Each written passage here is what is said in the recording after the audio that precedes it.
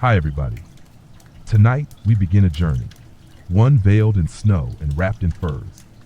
We're going back over 1,000 years to a time when the land was cloaked in deep winters and men bore the weight of survival on their shoulders.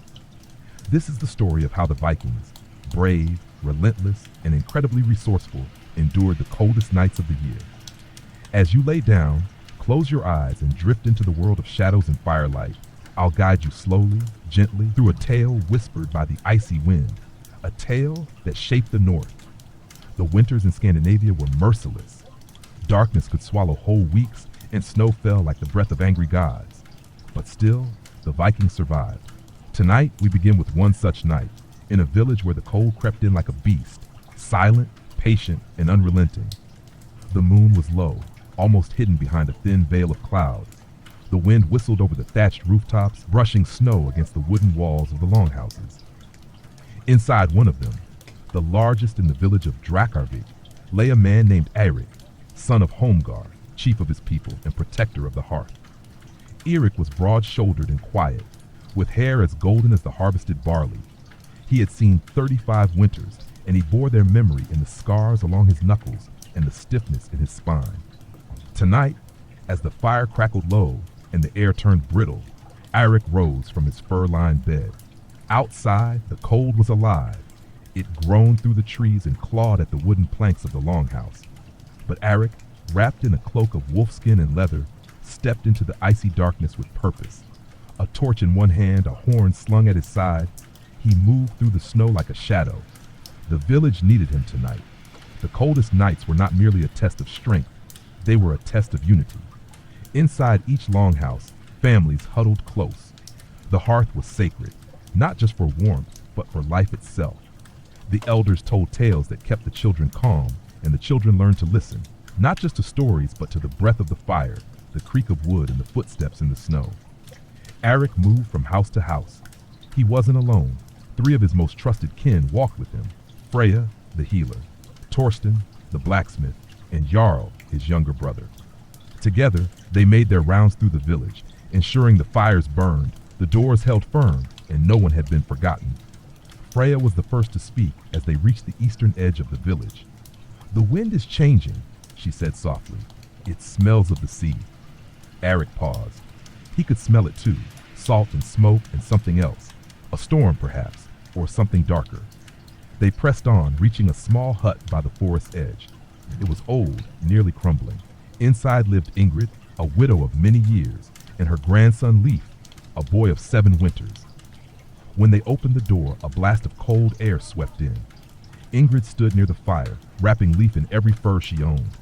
The flames were dying, and her hands trembled from cold and age. Without a word, Torsten knelt and began to feed the fire with thick logs. Eirik handed over a bundle of dried birch bark and pine cones, a precious offering. "We thought you might need these," he said gently. Ingrid nodded, eyes gleaming with quiet gratitude. Freya stepped forward, brushing her hand over Leif's forehead. "You've been brave," she whispered. "But brave boys must sleep warm." And so they stayed, not long, just long enough for the fire to breathe again, for the cold to retreat from the corners of the room. This was how they survived, not with strength alone, but with care. The cold could kill, but so could silence and solitude and fear.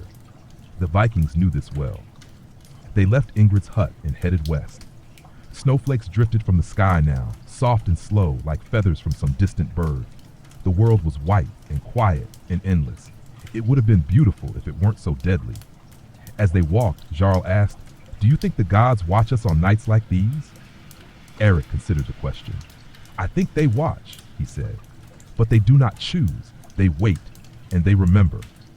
The words lingered in the air, like smoke from the torch. They reached the central longhouse just before midnight. It was the heart of the village, where meat was stored, where the chieftain held council, where the people came in times of need. Tonight, it was empty, save for a small fire and the great carved chair at its center. Eirik sat, and the others joined him. For a while, they said nothing, just listened to the wind, the wood, the breath of the flames. This silence, too, was sacred. Freya finally broke it. "Do you remember the winter of the Black Frost?" she asked. Eirik nodded slowly.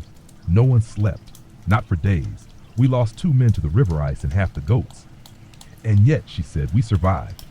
Yes, Eric replied, but not because we were strong. Freya smiled faintly. Because we were together. The fire cracked again, throwing shadows along the wooden walls, shadows of beasts and birds, men and gods. And in those shadows, their ancestors seemed to stir. Outside, the snow fell deeper and the night grew colder. But within the walls of that village, wrapped in fur and firelight, the people endured, one breath, one story, one heartbeat at a time. It was not just survival, it was legacy, and the cold, for all its fury, could not take that from them. Beyond the heart of Drakarvik, the land unfurled in frozen waves, fields slumbering under snow, forests groaning with ice, rivers locked in silence, and out there in the distant clearing, where the trees huddled together like ancient sentinels, something stirred in the night. The cold had teeth, and not all dangers came from within. That night, while Eric and his kin returned from their rounds, far from the glow of the longhouses, an ember of curiosity glowed in the heart of young Leif. The boy could not sleep. Though Ingrid had wrapped him in furs and nestled him near the hearth, something had unsettled him. Perhaps it was the voice of the wind, whispering through the chinks in the timber, or maybe it was the memory of Freya's words, gentle though they were, stirring some unspoken ache. He rose quietly, careful not to wake his grandmother. The fire was low, pulsing faintly like the heart of an old beast. Life pulled on his boots, layered a second tunic over his woolen shirt, and wrapped a strip of rabbit fur around his neck. Outside, the snow fell like ash, and the world was hushed, waiting. Lef stepped into the night. The cold hit him like a breathless silence, sharp and numbing, but his spirit burned too brightly to retreat. He followed the faint path toward the woods, the one the hunters used, the one he wasn't supposed to walk alone. But something pulled at him, a dream, maybe, or the echo of a song he didn't quite remember. Back in the central longhouse, Eirik felt uneasy. He had returned only moments ago, warmed his hands by the hearth, and removed his wolfskin cloak, but the stillness was wrong. It pressed too heavily.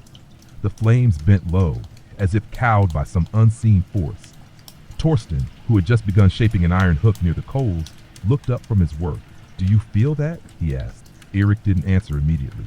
Instead, he listened, not to the fire, but to something deeper. The night, perhaps, or the emptiness it carried. "Someone's missing," Eirik said at last. Jarl turned from the window. "Life." Freya, already moving, grabbed her satchel of herbs and a fur-lined shawl. "I'll go to Ingrid," she said, but Eirik was already reaching for his axe. Outside, Life wandered deeper into the woods. Each step took him further from the safety of the village. The trees rose like towers, their limbs dressed in frost.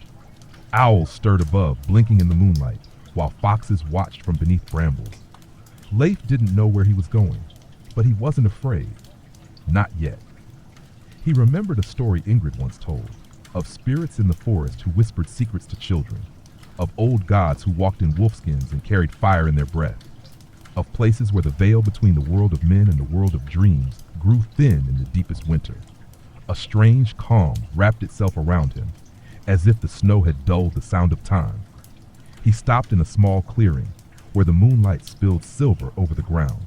There, in the center, stood a stone, not just any stone, but a tall, flat slab, carved with runes that shimmered faintly beneath the frost. Leif had never seen it before. He approached, drawn by a feeling he couldn't name. The runes were old, older than the village, older perhaps than even the gods themselves. He reached out, fingers trembling, and touched the surface. Warmth, not heat, not fire, but a pulse, a memory of something alive. Behind him, the trees creaked. Eirik and Jarl moved swiftly through the snow, guided by instinct more than tracks. It was Jarl who spotted the boys' small footprints, nearly covered now by fresh snowfall. They followed them in silence, past the northern fence, through the copse of bent birches. Freya had stayed behind with Ingrid, who wept softly near the hearth, her hands clasped in prayer.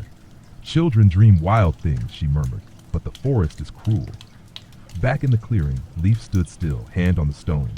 The runes pulsed beneath his skin as if recognizing something in him. Then, a sound, not wind, not wolf, a voice, low, melodic, almost a hum.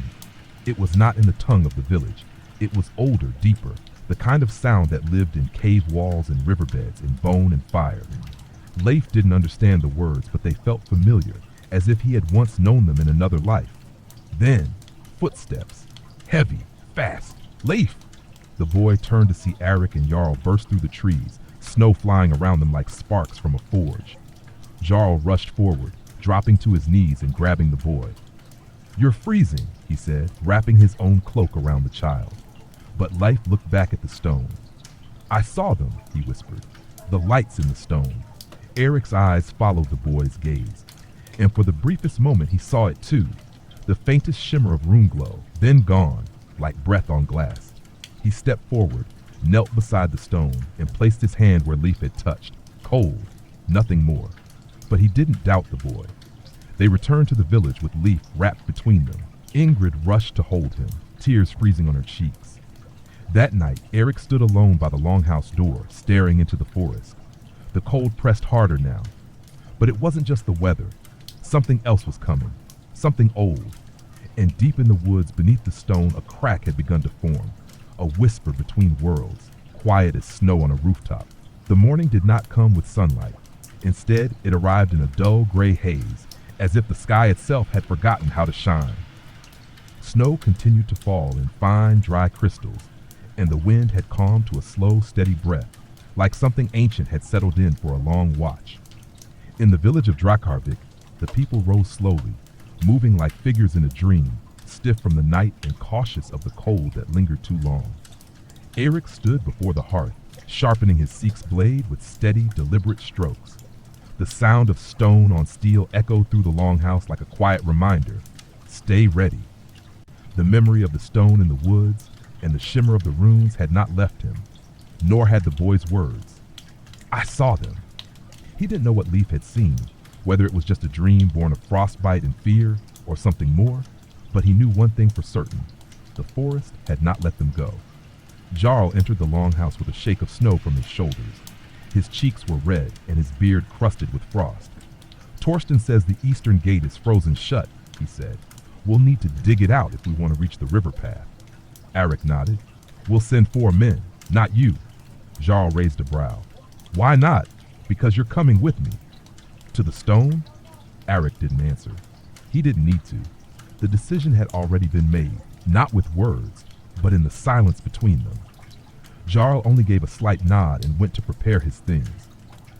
As word spread of their journey, some villagers watched with unease. The forest was not a place to walk lightly, especially not after the coldest night of the year. The elders murmured among themselves, invoking old names. One of them, a bent man named Kettle, who had once been a skald, told a tale near the fire that afternoon. "There are stones in the forest that don't belong to us," he said, his voice dry as bark. "Not carved by hand or placed by man. They're older than the timber and older than the bones in the hills. We thought them dead, but the cold remembers." Few listened, fewer understood. But Freya heard. She sat in the corner, mixing herbs into a heated brew, her hands never stopping. When Kettle finished speaking, she rose and went to Eirik. "You plan to go," she said. It was not a question. "Yes." "Then take this." She handed him a small pouch. "Thistle root, dried elderflower, and hollowed bark. If you feel the frost inside your lungs, chew one, but only once." Eric accepted it with a quiet thanks. As the afternoon wore on, the light remained flat and pale, like a fading memory. Eric and Jarl gathered their gear, thick cloaks, bone-handled knives, a short bow strung tight with sinew. No horn, no fanfare. They left through the western trail, footsteps muffled beneath the snow. The village grew still behind them, fading into the trees like a forgotten thought. Hours passed. The forest was different by day, no less quiet, but less cruel. The trees bent inward, heavy with snow, and frost laced every branch like delicate silver veins. Ravens watched from above, silent and unmoving, as if carved from obsidian. They followed the boys' tracks as far as they remained, but the snowfall had hidden most of them. Eric walked by memory now, guided not by signs but by instinct, a subtle pull in his chest that led him forward with every breath. Jarl broke the silence first. "What if it wasn't the stone?" he asked. "What if it was something else?" Eric didn't look at him. "It doesn't matter. We find it either way." They reached the clearing as the light began to die again. Dusk in winter was always close, always watching, always waiting for its moment to return. The stone stood just as before, runes masked now beneath a thin glaze of ice. It no longer shimmered, but it didn't feel dead either. It felt dormant. Jarl walked around it, brushing snow from the edges. "The runes are deeper than they look," he said. "They weren't carved with any tool I know." Eric placed his palm on the surface, cold.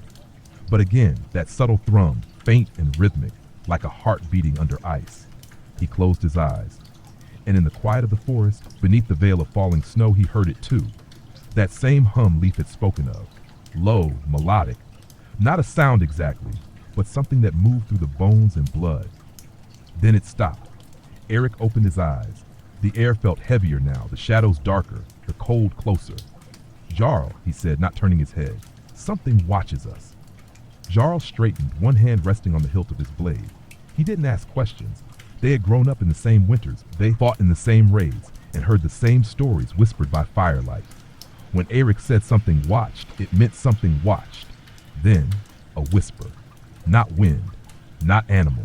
It came from the trees. They turned slowly. Between the trunks, no more than 10 paces away, stood a figure, cloaked in white, face hidden beneath a hood of frost. It did not move, did not speak. Jarl stepped forward instinctively, but Eric held up a hand. The figure raised its own hand, palm out, fingers long and bare, as if made of snow and smoke. Then it lowered it, turned, and vanished into the woods without sound. Eric ran after it. He did not shout. Shouting felt wrong, like it would break something delicate. He moved swiftly between the trees, the snow parting beneath his boots, but the figure was gone. Only the trees remained, tall, patient, unmoved. Jarl caught up to him, panting. "You saw it too," Eric said. "Yes." They returned to the clearing. The stone pulsed faintly again, then faded once more. The night closed in around them. Eric glanced back toward the trail that led home. "It didn't mean to harm us." "No," Jarl said, "but it didn't mean to help us either." They camped that night near the stone, wrapped in heavy furs beneath a lean-to of pine branches. The fire they built smoked without heat, and their sleep came fitfully, broken by dreams they couldn't remember. And far beneath them, beneath root and stone and frost, something deeper stirred, not awake, not yet, but listening. By dawn, the snow had ceased. What remained was a silence so complete it pressed against the ears like weight. Not absence of sound, but something more, a waiting.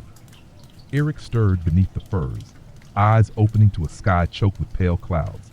His breath coiled above him in slow spirals, each one vanishing into the gray. Jarl was already awake, seated by the remains of the fire, sharpening a long hunting spear with slow, steady motion.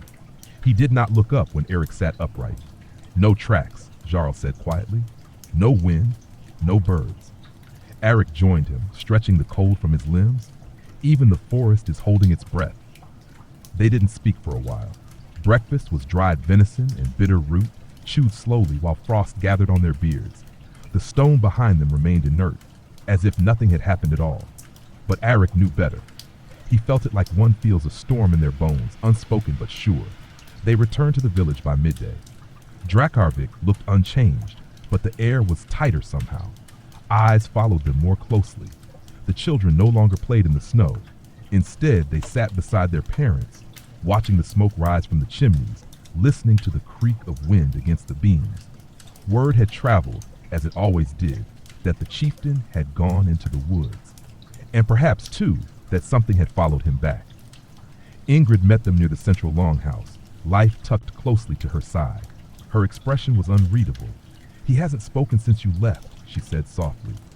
Eric knelt before the boy. "You saw something at the stone." Leif stared into his eyes, searching for something, permission perhaps. "I saw her," he whispered. "She called me by my name, not with words, but I heard it." Jarl shifted behind Eric, uncomfortable. "She?" Eric asked. Leif nodded once. "White cloak, eyes like fire and ice." Eric exhaled slowly. Leif then added, "She told me the cold is waking." Those words lingered like frost on skin. Inside the longhouse, Freya waited. She had prepared an infusion, thick with boiled juniper and bark. It was bitter, nearly unpalatable, but it warmed the body and cleared the fog of dreams. Eric drank in silence while she laid bundles of dried herbs over the smoke hole to cleanse the air. "You saw it too," she said. "Yes." Freya wrapped her shawl tighter.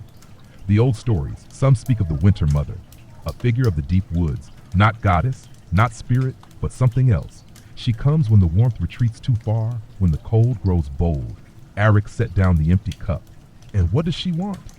Freya hesitated. She remembers. She waits. She doesn't move against us.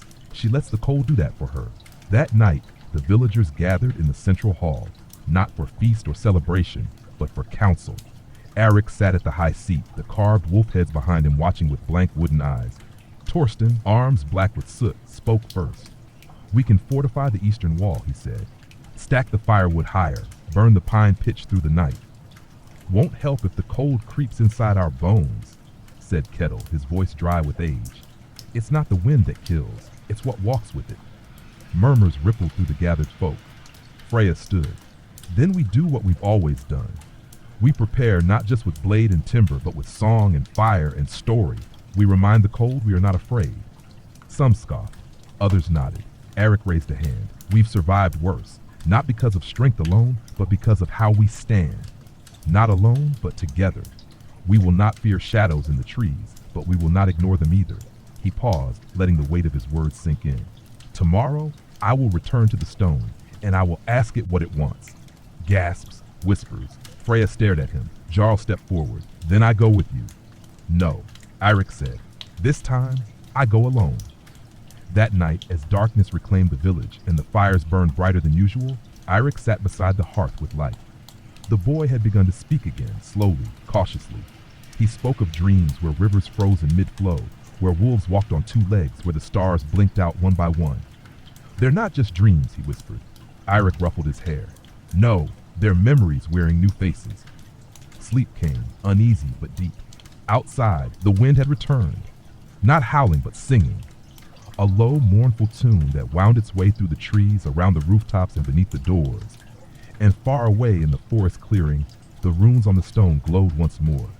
This time, they pulsed with rhythm, a heartbeat. And somewhere in the dark beyond the trees, a cloaked figure turned her head toward the village and waited. Before first light touched the edges of the sky, Eirik was already awake. He dressed in silence, wrapping himself in his thickest furs, the leather creaking softly with each movement. His axe hung by his side, not as a weapon of war, but as an anchor of memory. Its hilt worn smooth by years of grip, the blade darkened by time and fire. Outside, the snow lay in clean drifts, undisturbed and untouched, as though the world had taken a deep breath and forgotten to exhale. The sky above was a heavy dome of cloud, not dark, not light. A sky that watched but did not speak. No one followed him to the edge of the village, not even Jarl. The path he took wound through the pines, narrow and soft with new snow. The forest held him in its quiet. Trees leaned inward like listeners at a door, and beneath their branches the hush was deeper than silence. He walked without sound, his boots making only the faintest impression on the snow. Eric did not rush. He let the rhythm of his breath match the pace of his stride. The cold touched his cheeks, his nose, but he did not flinch. This cold was familiar, not kind, but known. It had shaped him, as it had shaped all who called this land home. It was nearly midday when he reached the clearing. The stone stood as it had before, unmoving, unreadable. But now there was something different. Around its base, the snow had melted in a perfect ring. The runes glowed faintly, not burning, not flashing, but alive, like embers buried beneath ash. Eric stepped to the edge of the ring and stopped. He felt it immediately, the warmth. It wasn't the warmth of fire or sun, but something internal, something remembered. A warmth that stirred in the blood, in the memory of every winter endured, every hearth survived. He spoke aloud. "I am Eric, son of Holmgar, born of frost and fire. I come not with sword, but with breath and question." The wind did not rise, the sky did not crack, but the air around him changed. The trees, once still, now seemed to lean farther inward, as though the whole forest had taken a step closer. And then a voice, not in the air, not in the ears. It came from inside, low and measured, as though it rose from the marrow. "You have named yourself, but you do not know what it means." Eric stood firm. "Then tell me." There was no reply, not directly. Instead, the stone before him shimmered. The runes pulsed once, then again, faster now, until they bled into one another, and a light, soft, white, not blinding but vast, poured from the center. Within that light, a figure appeared. She was tall, her cloak the color of morning frost, her face veiled in something more than cloth, a haze, a suggestion, a dream made solid. Her presence did not disturb the snow. She left no footprints, yet she stood not far from him, her eyes two embers set in ice. You fear the cold because you believe it is death, she said. But the cold is memory. It does not kill, it reveals. Eric remained still, unsure whether to kneel or speak or simply breathe. She continued. Long ago, before your fires, before your words, we were the keepers of the long dark. We carried memory through winter, but the world forgot. Your people forgot. And now the cold stirs to remind you. Eric swallowed. Remind us of what? Of what you were, of what you carry, and of what you must become. She turned her gaze toward the village, far beyond the forest. The winters grow longer, not just in snow, but in spirit. Your people draw inward. They burn wood, but not story. They survive, but do not remember why. The snow around the stone shifted, not from wind, but from something deeper, a stirring beneath the surface. You must become more than a chieftain, she said. You must be a bridge between fire and frost, between the past and the now. Eric took a breath. And if I refuse? Her voice softened. Then the cold will take what remains, not out of malice, out of hunger. The wind rose slightly now, a breeze threading through the clearing. The snow at the edges danced, weightless and slow. Eric stepped forward. Why now? Why awaken after all this time? She looked at him, and for the first time he saw a flicker of sorrow in her eyes. Because the line thins, the blood cools, the memory fades, and once forgotten, we do not return. She reached out a hand, not to touch, but to offer something. In her palm rested a small object, a shard of dark ice shaped like a rune, humming with quiet energy. Take this. When the frost within your people deepens, place it at the center of the fire. If they remember, it will melt. If they do not, it will grow. Eric took the shard. It was cold, yet painless, as though it had never known heat at all. She began to fade, her form unraveling like snow and wind. You do not command the cold, she said, her voice distant now, but you may walk beside it if you dare. And then she was gone. The clearing fell silent once more. Eric stood alone, the shard clenched in his hand, the runes dimming behind him. He turned toward the village, the path now familiar, the sky still pale and waiting. The cold had spoken. Now he would have to carry its memory back into the fire. When Eric returned to Drakarvik, the sun was setting, though in winter, that meant only the sky turned from gray to deeper gray, with a pale strip of fading light pressed low along the horizon. The village gates creaked open at his approach. Jarl stood on the other side, arms crossed, eyes sharp. He said nothing at first, but his breath hung in the air like question marks. Eric passed through without a word, the shard hidden inside the fold of his cloak. The central longhouse glowed faintly, a soft amber light spilling from its windows.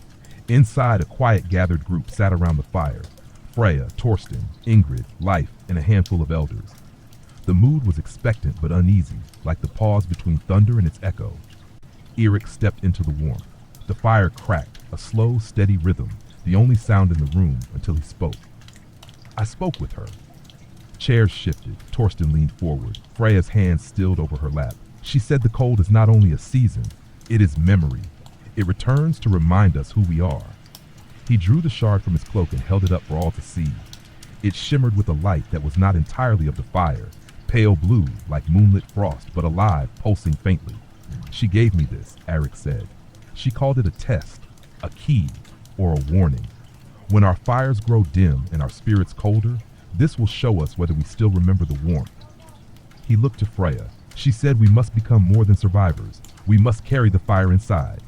A heavy silence followed. Freya was the first to rise. She stepped closer, her eyes fixed on the shard.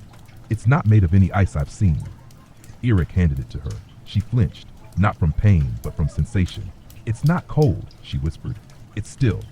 She passed it to Torsten, then to Ingrid, then to Leif. Each one held it for a moment longer than they meant to. Leif held it last. The light within the shard glowed brighter in his small hands. She remembers me, he murmured. From the clearing.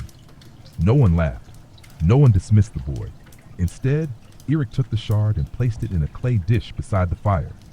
If she speaks truth, he said, it will melt only if we remember why we light the flame at all. That night, preparations began. Not for war, not for defense, but for remembrance. The villagers gathered in small groups, sharing stories of their ancestors, their lost ones, their winters survived. Freya moved from house to house, placing dried herbs in each hearth to invite dreams. Torsten reinforced the longhouse roofs, not out of fear of snow, but out of reverence. Every timber, he said, must remember its purpose. And Eirik listened. He listened to the old songs hummed over soup, the lullabies whispered into the fire, the way children repeated stories they'd only half heard. These were the things he now understood that pushed back the dark.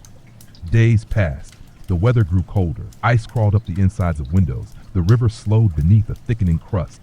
The trees groaned under the weight of frost. But within the village, something else stirred. Not fear, not dread, a kind of gentle defiance. Each night, Eirik visited the shard. It had not changed, not yet, but it had not darkened either. It pulsed steadily, like a sleeping heart. Then, on the seventh night, something strange occurred. Leif woke from a dream and wandered from his grandmother's home. The snow was thick, but the moon was bright. He walked barefoot, not because he forgot, but because the cold did not bite. He entered the longhouse where the shard sat. Freya was already there, seated by the fire. She did not ask why he came. She only patted the place beside her. Leif sat. They watched the shard together. And then it moved. Not much. Just a shift. A slow, spiraling ripple beneath its surface. Freya inhaled sharply. The fire dimmed for a moment, then flared. The shard pulsed brighter, then dimmed. Then again, pulse, dim, pulse. A rhythm. She reached out and placed her hand near the flame, never touching only. "It's listening," she whispered. By morning, the entire village knew. They came to the longhouse in silence, not out of curiosity, but reverence. They stood in a circle around the fire, their breath rising like incense. Eirik stepped forward. "The cold tests us," he said, "but not with teeth and wind. It tests our memory, our warmth, not just in hearts, but in hearts." He looked at the shard. It does not fear fire. It fears forgetfulness. And so a decision was made. Each family would tell a story every night, not for entertainment, but for survival. The stories did not need to be heroic. They only needed to be true, of loss, of love, of hunger, of hope. By the third night, even the eldest among them began to remember tales long buried. By the fifth, children told their own, shaped from dreams and whispers and wonder. And all the while, the shard remained unchanged, waiting, listening, a mirror of their flame. The wind returned with a sharper voice. It no longer whispered through the village, but keened, a thin, steady cry that scraped across rooftops and slid through chinks in the walls. The villagers wrapped themselves tighter in wool and fur, tucked closer to their hearts, and leaned deeper into their stories. Fire crackled louder at night, as if it too fought against the press of cold. Eirik stood beneath the great pine at the village edge, watching the snow swirl in uneven spirals. The world had turned brittle, the kind of cold that snapped branches like dry twigs and turned breath into crystals before it reached the ground. Behind him, Freya approached. "The shard has begun to dim," she said. Eirik turned, snow clinging to his beard. How much? Enough to notice, enough to worry. He looked past her, toward the longhouse where the shard was kept. "It's not the stories," Freya said. "They've grown richer." Even Kettle remembered a verse from his youth he thought long lost. "Then something else is shifting," Eirik murmured. Freya hesitated. "Leif has not slept." Eric's brow furrowed. "He says she's calling him again," she added, "from the woods." That night, as the firelight danced in the central hall, Eirik sat with Leif. The boy curled beneath a heavy woolen blanket, eyes wide despite the hour. "She walks in the snow," Leif said, "but doesn't leave prints. She hums when she's close." Eirik nodded slowly. "What does she say?" "She says the cold is only beginning, and that the old paths are waking." Eirik exhaled, long and slow. "What else?" "She said I remember too much." The words settled into the space between them, heavy as stone. Later, after Leif drifted into an uneasy sleep, Eirik rose and walked to the fire. The shard rested in its clay bowl, duller than before. Its glow now flickered weakly, like a candle on the edge of wind. He stared at it for a long time. The next morning, a strange thing was found at the edge of the forest. Torsten had risen early to fetch wood and returned with his arms full of split birch and something more. "Tracks," he said. "Not animal, not human." Eirik and Jarl followed him beyond the southern ridge, where the snow was thick and clean. There, imprinted on the surface, were marks unlike any they'd seen. Not footprints exactly, more like impressions left by something walking on the edge of weight. The snow was displaced, not crushed. A weaving trail that led from the woods toward the village. They followed it until it vanished near the river's edge. Arik knelt beside the last mark. She's come closer. Jarl looked back toward the village, voice tight. Why now? Because we're remembering, Arik said, and something doesn't want us to. The wind rose again, colder now, as if listening. That evening, Arik called a gathering. No feast, no flames, just quiet breath and close bodies in the longhouse. We are being watched, he said, not from above, not from afar, from the edges of our memory. He told them of the tracks, of Leif's dreams, of the fading shard. The cold is not only winter, it is forgetting, and the more we recall of ourselves, our stories, our fire, the more it presses in. Murmurs rippled through the circle. Kettle stood, leaning heavily on his carved cane. When I was a boy, he said, my mother told me of the hollow night, the coldest of the season. She said it comes not when the air is cruelest, but when the last tale is forgotten. He looked around, his eyes pale and wide. We must not let that night come. And so a new ritual began. Not just storytelling, but singing. Low songs, old songs, some without words, only tones passed down through breath and bone. Every night, as darkness thickened, the villagers raised their voices. Children hummed lullabies while elders recited poems etched into memory like carvings in stone. The melodies twined with firelight, wrapping around beams and drifting through smoke holes like warmth made sound. The shard responded, its glow, though still faint, steady, no longer flickering, but pulsing in rhythm with the song. One night, Leif stood beside the fire and sang a tune no one had taught him, a melody older than the hall itself. The room fell silent as his voice rose, soft, fragile, but certain. The shard brightened, not blinding, not sudden, but with a clarity that made every watcher's breath catch. Then the fire flared, not high, not wild, but warm, deep, as though it had remembered something too. And outside, far at the edge of the trees, a figure in white turned away, not angry, but waiting. The following morning arrived with a stillness that was almost holy. No wind moved across the village. No birds flew above the frozen canopy. The trees stood tall and silent, their frost-covered limbs brittle as bone.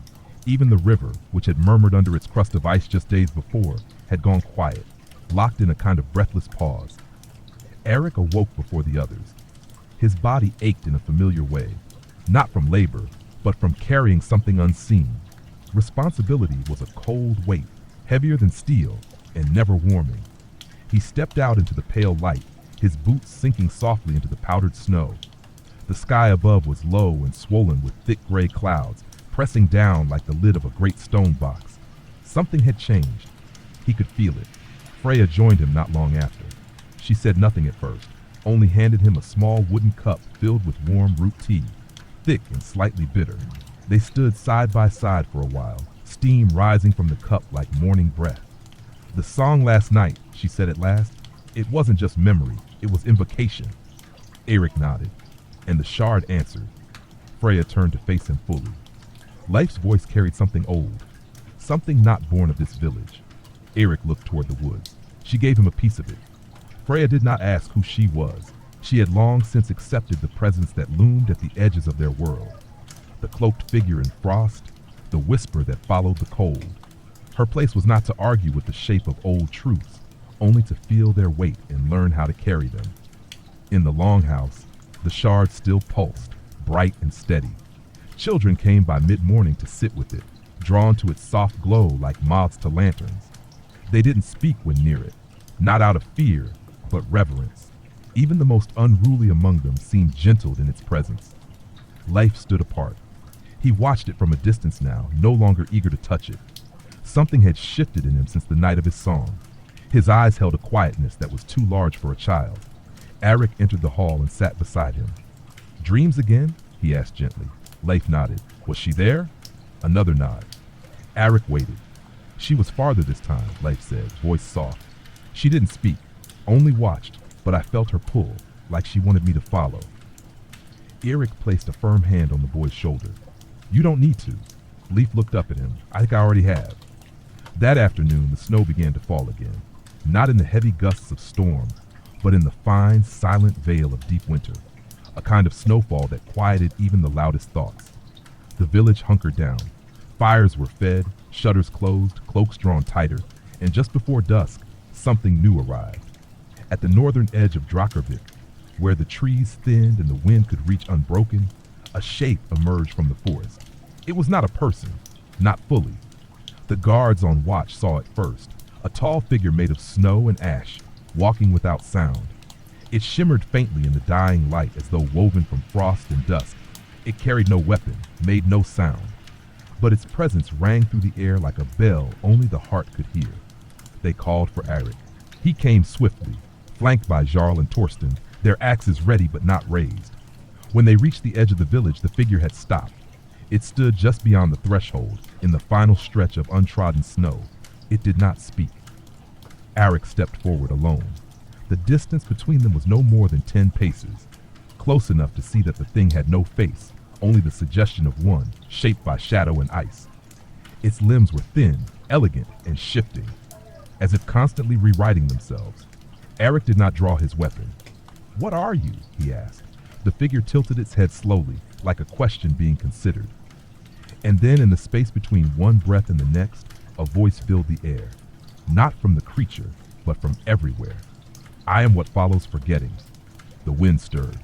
"I am the silence after story, the cold that enters when names are no longer spoken." Eric stood firm. "Why are you here?" The figure raised one arm, pointing toward the heart of the village. "Because the fire burns too brightly again, and there are those who would smother it."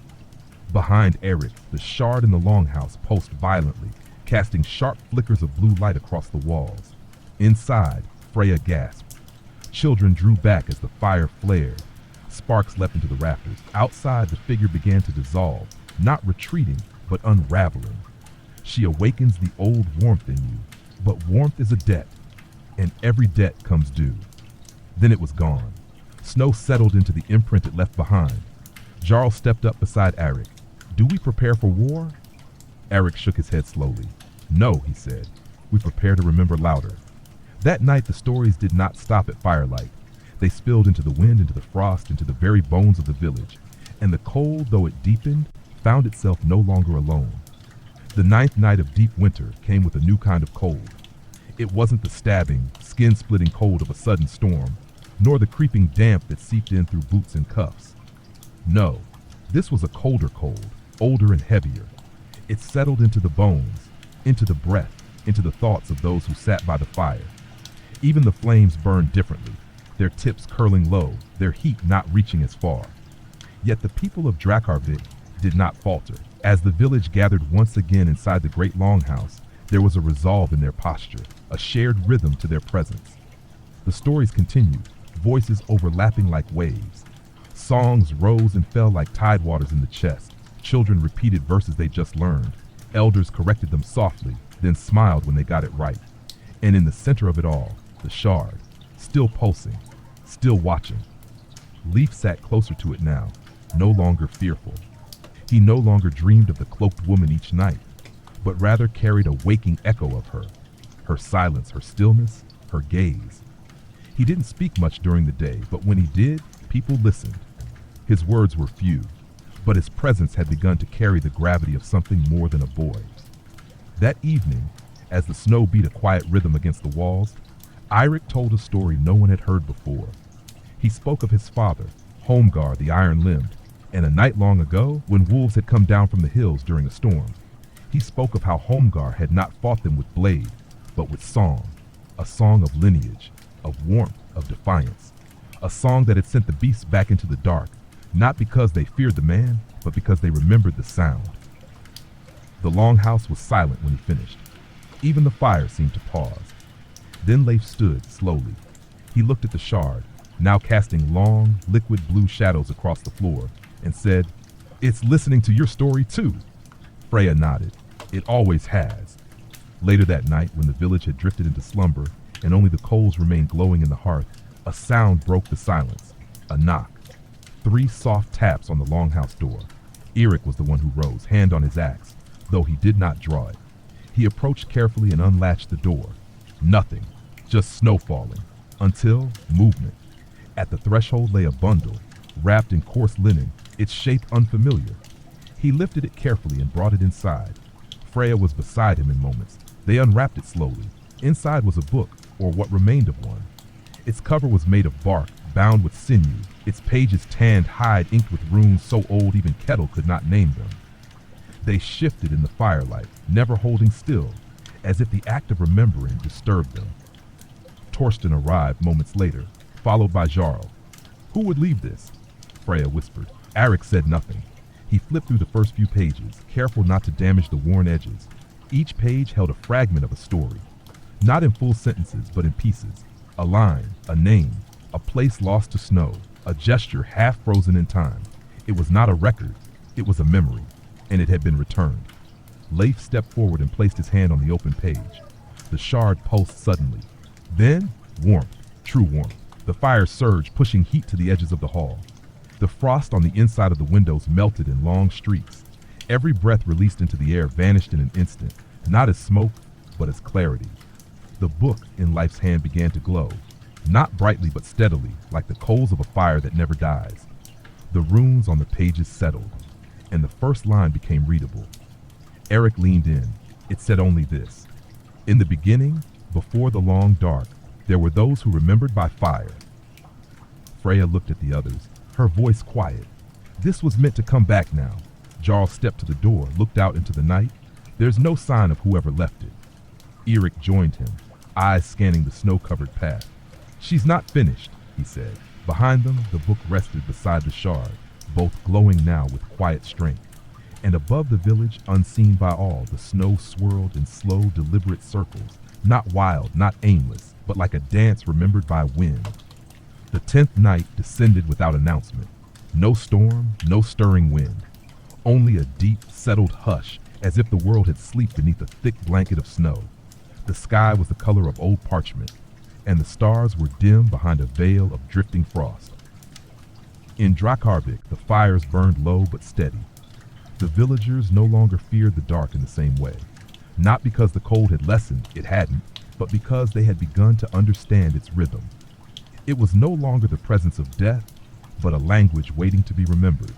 And now with the book, they called it the Memory Bark. Each morning, Freya studied it in the light of dawn. The runes no longer danced, not like they had that first night. They held their place now, revealing one line at a time, as though the book itself knew what the village was ready to recall. Each page turned was like lifting a veil, uncovering not knowledge, but something deeper, recognition. Names appeared, unfamiliar but strangely resonant. Places that didn't exist on any map but felt close, like half-forgotten dreams. Torsten, though no reader of runes, recognized one symbol etched along the spine. He'd seen it once carved into an old anvil buried in snow when he was still a boy. His grandfather had said it marked a forge of spirits, places where metal was folded not just with fire, but with memory. Freya marked the page. "It means we were more than we thought," she said. "More than survival. We were keepers." That evening, a new fire was lit in the central longhouse, not for warmth, not for cooking, but for the book. The villagers gathered silently as Freya placed the memory bark in a small wooden cradle beside the hearth, elevated, protected, respected. No one touched it without purpose. The shard was placed beside it, and when their glows met, they pulsed once together and settled into a soft, breathing rhythm. Eirik stood, arms crossed, watching. "It remembers us," he said. Kettle chuckled from the back of the hall. "No, chieftain, it reminds us to remember ourselves." Leif, sitting quietly with Ingrid, said nothing. His eyes were closed, but his posture was alert. He was listening. That night, the story told around the fire came from a source unexpected. Jarl stood and cleared his throat. "I don't speak often," he began. "I was always the quieter of us two." A soft laugh rippled through the hall. Eric smiled faintly. "But I remember a winter when Eric and I were boys. The ice came early. Our father had gone to hunt, and we were told to stay near the hearth. But the roof leaked, and snow drifted inside." He paused, rubbing his hands together. "We were cold, colder than I'd ever been. Eric wrapped our little sister in his cloak and sat against the wall, letting her sleep on his chest. He didn't move, not for hours. When father returned, he said nothing, just stoked the fire." Jarl looked around the room. I never forgot that. That warmth didn't come from fire. It came from choosing to stay still for someone else. He stepped back into the circle. Freya nodded once. That, too, is remembering. The shard pulsed, and a new rune revealed itself in the book. Freya read it aloud. Where one becomes two, warmth begins. The villagers sat in silence for a while, the fire speaking in soft pops and cracks. The children huddled closer to the warmth, not out of fear, but as ritual. Outside, the wind stirred briefly and then fell again into silence. But not all were sleeping. In the western part of the village, beyond the old well and the frozen troughs, an elder named Brindis had remained apart. She had watched the shard and the book with a furrowed brow and a heart filled not with doubt, but with burden. She remembered things the others did not. That night, she stepped out into the cold alone. The sky above was clearer than it had been in weeks. The stars glimmered faintly, distant as old songs. Brindis walked past the edge of the village, beyond the tree line, and into the open white. She did not take a lantern. She needed no light. And as she moved, the snow beneath her feet did not sink, did not crunch. It simply accepted her steps like echoes returning home. She stopped near a long-forgotten cairn, its stones half buried beneath frost. Kneeling, she placed her hand against it. "I haven't forgotten," she whispered. "Not fully." The trees rustled with a breeze not felt. From the shadows beyond the trees, a voice, the same voice that had spoken to Eric, whispered back. "Then you remember what was lost." Brindis closed her eyes. "I remember who she was and what she gave up." The silence deepened. "Would you speak her name?" Brindis exhaled, her breath rising like incense.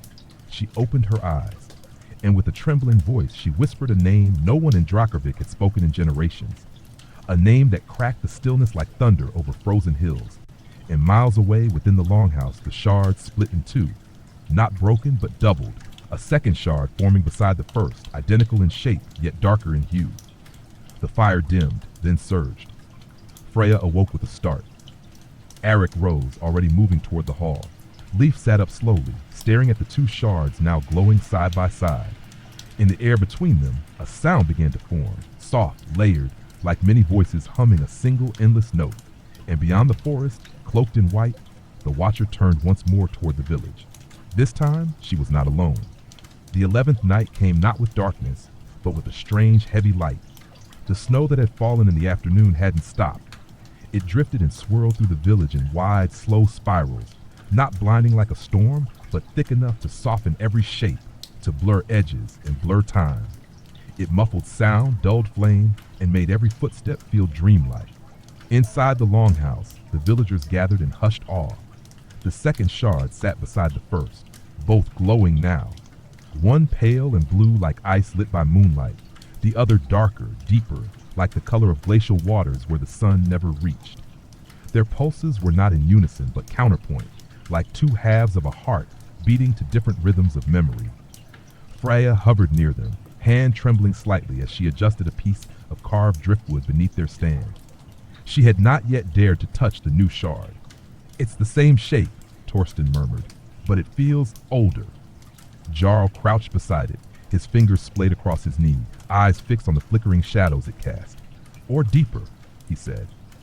"Like it knows more than it shows." Life stood silently behind them. He had not spoken since the second shard appeared. He had only watched, his eyes wide but calm, as though he had expected this all along. Eric entered moments later, a thin trail of snow still clinging to his cloak. He looked to Freya, then the shards, then the book, which now lay closed, its cover cool and quiet. "Where is Brindis?" he asked. No one answered. Ingrid stirred from her seat beside the hearth. "She didn't come last night," she said, "and her cot was untouched this morning." Eric's jaw tensed. "Then she's gone into the woods." Torsten stood. "Alone?" "She remembered something," Freya said softly, "and she said the name." Jarl turned to her. "What name?" Freya hesitated. "I don't know, but whatever it was, it changed the air." The shard split after she spoke it. Leif stepped forward then, and all fell silent. "I know her name," he said quietly. Eric looked at him. "Whose?" "The Winter Mother, the woman in white." Freya stepped closer. "Can you say it?" Leif shook his head. "Not here, not yet." The fire cracked sharply in the silence. That night, Eric called for watch to be set along all paths leading into the forest. The snow had begun to fall harder now, not with rage, but with insistence. A weight, a steady presence, pressing down on rooftops, trees, and minds alike. Every edge dulled, every sound softened. Inside, Freya returned to the book. When she opened it again, a new page had turned on its own. The runes there were different, sharper, older, more like claw marks than letters, but still readable to her trained eye. She spent hours tracing them, humming softly, whispering fragments to herself. At midnight, she read them aloud. There were 2 fires at the beginning, one to remember the light and one to remember the shadow it casts. The villagers sat quietly, digesting the words. They did not yet know what they meant, but they knew they were true. Later, long after most had returned to their homes, Eric sat alone near the shards. Their twin glows flickered across his face, and he found himself speaking not to them, but to someone he remembered, someone long gone. "My mother once told me that fire is a promise," he murmured. "A promise that tomorrow still lives, even if we don't see it yet." His voice barely echoed. "You left too soon," he added. "But I remember how your hands smelled of pine and ash, how you whispered to the fire like it was an old friend. I remember that. I won't let it go." The pale shard pulsed once, then the darker one answered. And then, as if in reply, a gust of wind blew through the smoke hole above, not cold, not biting, but full of scent. Pine, wet moss, and something older still, something like memory made of soil and ash. In the wind's breath, a soft voice whispered, "She has spoken the name." Eric rose. The others gathered again, summoned not by alarm, but by knowing. Jarl brought in a bundle of cloth found just beyond the northern ridge, near the edge of the stone cairn. Wrapped within it, Brindis's cloak, still warm, but not from her body, from something else. Freya reached into the folds and found a sliver of bark, curled and blackened. On its inside, a single carved rune burned into the wood. She placed it beside the 2 shards. Immediately, the darker shard pulsed brighter, almost imperceptibly. Not a flash, but a recognition. An exhale. Freya spoke softly, almost to herself. She went to give something back. Leif stepped forward and placed his hand on the rune. He closed his eyes. "She said her name was Svala," he whispered, and the wind answered again, not with words, but with silence, the kind that remembered everything. The 12th night settled over Drakarvik like a great blanket stitched from shadow and snow. The village seemed to hold its breath. Fires burned, yes, but they flickered with an odd hesitance, as though uncertain of their place in this shifting world. The 2 shards, now seated beside one another at the heart of the longhouse, cast mingled light that reached farther than flame ever could, curling across timber beams and weaving through the smoky air. Outside, snow coated every surface with a quiet weight. Roofs bowed. Trees stood like pale sentinels, thick-limbed and unmoving. Even the wind no longer howled or whispered, it simply listened. Within the longhouse, Freya sat before the rune-bearing shard of bark found in Brindis's cloak. She had not slept since its discovery. Her hands moved carefully across parchment, copying the shapes, the angles, the spaces between lines. There was meaning there. Not a word, not a spell, but a memory given form. Eric stood behind her, silent. "She gave herself," Freya said at last. "Not in death, but in return. Something that was hers, belonged to the cold, and she took it back where it came from." Eric's eyes moved to the shard that pulsed darker and deeper now. "She said the Winter Mother's name," he said. "Svala." Freya nodded, and in doing so she opened a path. A path for what? Freya looked up at him, tired but certain. For remembering more than stories, for remembering the pain too. At the far end of the hall, Leif sat alone, hunched slightly forward, his hands clasped tightly in his lap. He stared into the fire as though trying to read something written within the flames themselves. He hadn't spoken since he uttered Svala's name. He hadn't needed to. There was something in his presence now. Not unnatural, but ancient. Not knowledge. Something older than that. Something like echo. Jarl entered, brushing snow from his shoulders. "There's movement beyond the southern ridge," he said, "shapes in the trees." Torsten, who had joined shortly before, looked up from the hearth. "How many?" "Not many, but they don't breathe fog." Eirik's brow furrowed. "Shadows or watchers," Jarl replied. Freya stood slowly. "They will not enter unless invited. Not yet." That evening, the story told in the longhouse came from Ingrid. Her voice was quiet, cracked with age and grief, but strong beneath it. "I once lost a child," she said. "Before Leif. a winter baby born under a thin moon. He lived only 3 nights. We named him Einar. She paused, letting the name settle like a stone into water. I buried him under the roots of the elder pine, wrapped in the same blanket my mother swaddled me in. It was the only warmth I could give him. The fire creaked. The room listened. And for many years I could not say his name. It hurt too much. I feared that speaking it would make the cold remember and take leaf too. She reached out to the shards, but forgetting hurt more. The pale shard pulsed. The dark one echoed it. Freya stepped forward and opened the book again. A new page had revealed itself. She read it slowly, softly. There can be no true warmth where sorrow is hidden. Memory must hold joy and loss alike, or else it is not whole. The room remained still for a long time. Even the youngest children sat quietly, heads bowed not from sadness but from reverence. Outside, the wind returned, not biting, but changed. It no longer circled the village with menace, but moved through it like fingers through tall grass. It did not take heat. It carried breath. That night, Freya gathered herbs none had asked for before. She brewed a tea made from withered petals and dried leaves gathered from the gravesites, plants grown where memory was thickest. She gave it first to Ingrid, then to the others who had buried loved ones in winters past. They drank in silence, and each cup left a warmth not in the belly but in the chest. As the final cup emptied, the shard split again, not in halves this time, but into 3. The third was unlike the others. Its light was gold, not bright, not radiant, but the soft hue of dying embers or the last breath of twilight on a wooden floor. It hummed, not with rhythm, but with a resonance, like a held note from a long-forgotten song. Leaf rose slowly and approached it. He placed his hand gently over the golden shard. "It's for the ones we lost," he said, "and the ones we never had." Freya nodded, tears welling but not falling. "It is grief made visible." Eric turned toward the fire. "And still," he whispered, "it burns." Above them, the smoke curled upward and vanished through the smoke hole, rising into the cold sky, where stars had finally begun to pierce the veil, dim, distant, but steady.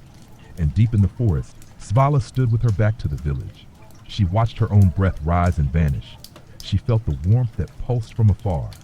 She listened to the voices carried on the wind. And slowly, with hands that had once shaped snow and sorrow alike, she reached into the folds of her cloak and drew forth her own shard. It did not glow, not yet, but it remembered. The 13th night arrived without sound. The snow had ceased. The wind had gone still.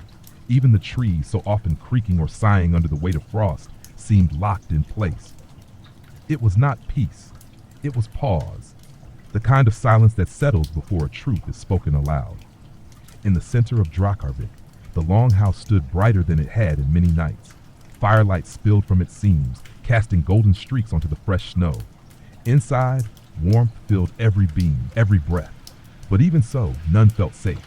The 3 shards sat at the heart of it all. Pale blue for memory, dark blue for shadow, gold for grief. They no longer simply pulsed. Now they sang. Not in words nor melody, but in a layered resonance that could be felt beneath the ribs like the vibration of a distant drum, steady and strange. When one sat near them, time felt slower. Thoughts moved more gently. Faces from long ago returned in the mind's eye. Half-remembered gestures, a voice that hadn't been heard in years, the weight of a familiar hand. That night, it was Torsten who rose to speak. His voice, always gruff and brief, had softened in recent days, as though the long dark had taught it patience. "I remember the last time the forge froze," he said. "I was a younger man, still learning from my father. I left the coals untended during a storm. I thought I'd return before the wind caught the vent." He paused, looking down at his roughened hands. "When I came back, the fire was dead. The stone was cold, and my father said nothing. He only placed his hand on the anvil and whispered, 'We remember not with warmth, but with will.'" Torsten looked at the shards, then at the fire. "I spent the next 3 days rebuilding that heat, not with flame, with breath, with story, with apology. And when it came back stronger. No one applauded. No one needed to." Freya opened the book again. A page had already turned. The runes this time were smoother, like flowing water. The forge does not forgive, but it remembers every hand that ever touched its stone. Leif stood near the fire, head tilted as though hearing something none of the others could. He looked toward the door, not with fear, but recognition. She's coming. Eric moved toward the door. Svala? Leif nodded once. She won't enter unless we allow her. She's bound to memory, not invitation. Freya joined them. Then we must decide what we remember her as. Silence followed, because Svala, the Winter Mother, the Cloaked One, the Watcher in Snow, was not just legend anymore. She was real. She was listening. And they had remembered her name. Eric stepped out into the cold. Jarl followed. The snow was soft and untouched. A wide canvas of white spread across the village. There, standing at the far edge of the square, was Svala. Her cloak trailed behind her like a long shadow, blending into the snow. Her face remained hidden, veiled by frost and dusk, but her presence was undeniable. Eric did not call out to her. He bowed his head. The gesture was returned. Jarl stepped forward. Why now? Svala lifted one arm, palm open, and slowly extended it toward them. In her hand was a fourth shard. Not blue, not gold, but silver. It shimmered with a dull brilliance, like starlight reflecting on steel. Unlike the others, it did not pulse. It waited. Life stepped forward, small feet crunching softly in the snow. She's giving it back, he whispered. Freya appeared beside him. Giving what? The part we buried, Life said. The part we were too afraid to carry. Eric moved slowly toward Svala. He took the silver shard from her outstretched hand. It was cold, not biting, but ancient, the kind of cold that knows things. When he held it, he saw flashes behind his eyes. His father's face, younger than Eric remembered. A woman singing near a riverside, her hair red like firelight. A child's laughter echoing between tall trees in summer. And then, silence. The shard knew not just what had been remembered. It knew what had been forgotten. He brought it back into the longhouse and placed it gently between the others. For a moment, nothing happened. Then they all pulsed once in unison, a single breath of light. Freya knelt beside them, one hand over her heart. It is the shard of forgetting, she said, but not loss. Life added, just what slipped away. They sat with it long into the night, speaking not as villagers or kin, but as rememberers. They told stories of things they didn't know they still held. Scents, hands, a certain way someone had walked, the sound of a spoon stirring a morning bowl of oats. And outside, Svala remained where she stood, not pressing in, not fading away, but waiting, as memory does, for someone to choose her again. The 14th night fell with a hush that came not from snow or silence, but from reverence. The air in Drakarvik had changed. It was still cold, colder than ever, but that cold now carried a different weight. It no longer pressed like a threat, but moved like a tide, slow, immense, impossible to stop. The people had begun to sense that they were not merely surviving winter anymore. They were stepping into something older, deeper. Inside the longhouse, the four shards rested side by side. Pale blue for memory, dark blue for shadow, gold for grief, silver for forgetting. They formed a shape now, a quiet arc of light and presence. Their glows no longer flickered separately, but responded to each other in waves, soft pulses that moved like breath, inhale, exhale, hush. At night, those seated near them found themselves whispering stories they didn't know they remembered. And still, Svala stood at the village edge. She had not moved since offering the silver shard, not a single step forward. Her cloak lifted faintly in the breeze, as though it belonged to the wind more than to her. Some villagers began to bring small offerings to the spot where she stood. A carved token, a piece of woven cloth, a cup of snowmelt. Not out of worship, but acknowledgement, a recognition of what she bore. That evening, Eric stood in the fire's glow, his shadow stretching behind him. He turned slowly to the gathered people, fewer than they had once been, but more than the cold would expect. 4 shards, he said quietly, and still we breathe. Freya rose, the book in her hands. Another page had turned. She read, "When the fourth light joins the others, the wheel of warmth turns again. Not in fire alone, but in the choice to carry the forgotten."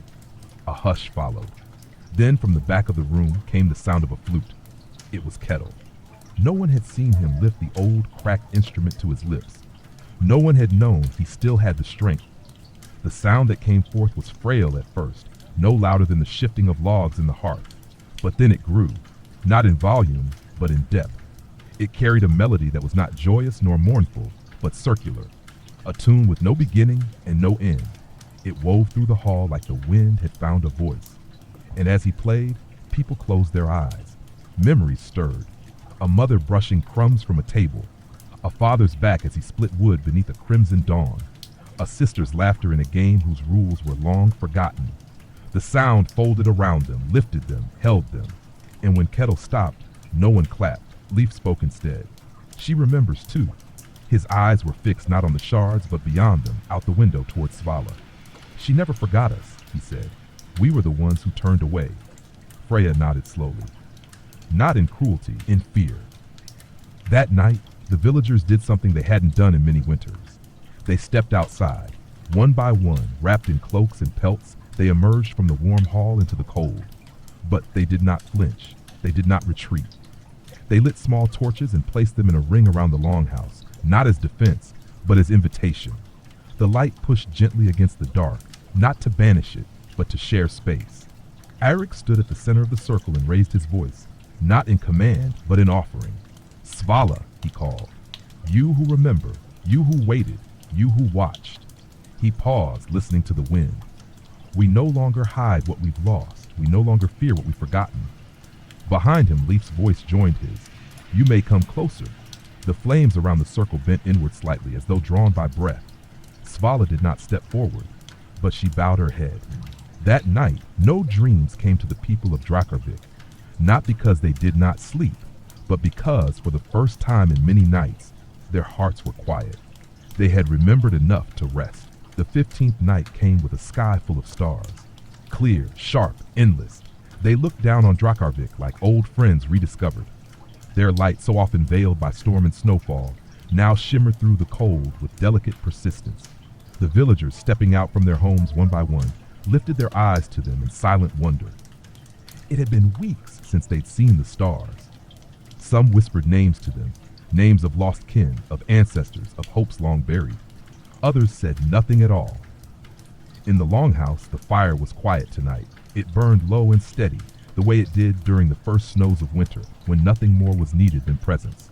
The 4 shards, blue, dark, gold, and silver, sat in their curved cradle of carved wood. Their glows were dimmer now, not from fading, but from deepening. Their light no longer sought to prove itself. It simply was. Freya sat cross-legged before them, her hands resting on her knees, her breath slow and even. The book lay open beside her, untouched since the last turning. But this time there were no new runes, only blank pages. She had turned several, each revealing nothing but smooth, pale hide. The ink had not returned. The memory had paused. They're waiting, she said softly. Eirik nodded from the far side of the fire. For what? Freya tilted her head. For us to go deeper, past memory, past sorrow, past forgetting. Torsten rubbed his calloused hands together near the hearth. What lies beyond all that? Jarl answered, voice low. Truth. A long pause followed. Then Kettle spoke from the shadows, his old voice creaking like thawing ice. There is a story I never told. All turned toward him. He leaned forward, the firelight tracing the lines in his face, making them look carved, like old wood. When I was a young man, he began, before I learned runes, before I grew old with stories, I walked into the forest to find silence. He looked at Leaf as he spoke. I thought silence would cleanse me, that it would strip away the weight of grief and guilt. My brother had drowned the day before. I had failed to keep watch, and I thought if I walked far enough, I could leave the sorrow behind. Freya watched him gently. What did you find? Kettle smiled, small and sad. I found her. A silence spread across the hall. Not like we know her now. She had no name then. She wore no cloak. She was a shape in snow. She did not speak. She only stood beside me as I wept. He paused to steady his voice. She reached down and took a piece of that grief. Not all, just a sliver, enough to let me breathe again. And she buried it in the ground beneath the roots of a crooked birch. When I turned to thank her, she was gone. Leaf stepped forward. You remembered her. Kettle nodded. I did, but I never told anyone. I feared what it would mean. Freya looked down at the book. The page before her remained blank. She placed her hand upon it gently, and slowly, like frost forming on glass, words appeared. Not in runes, in script. A sentence, delicate and flowing. Truth is not what is remembered. It is what survives when the remembering ends. The fire shifted, not in size, but in tone. Its light grew softer, but its heat deepened, like coals that had burned all night and finally settled into purpose. Leaf approached the shards. He did not speak to them. He simply sat beside them, folded his hands, and closed his eyes. And in that stillness, something opened. Not in the hall, not in the woods, but within the people. One by one, as if guided by instinct, they shared things they had never said aloud. Small things, terrible things, beautiful things, regrets, failures, secret joys, buried fears. A woman whispered of a child she'd given away to another village, never to be named again. A man confessed that he sometimes forgot the face of his wife who had passed. A boy admitted that he once wished the snow would never stop falling, just so the world could be still forever. No judgment met them. Only warmth, only nods, only the understanding that truth shared was no longer a weight, but a light. When the stories ended, Freya rose and opened the book once more. A new page had written itself. A single line. Now you are ready. Jarl stood slowly. Ready for what? Eric turned his gaze toward the dark trees beyond the village. The path, he said, where she waits. That night, no dreams came again. But this time, it was not because the people were too weary. It was because they had begun, in quiet ways, to dream while awake.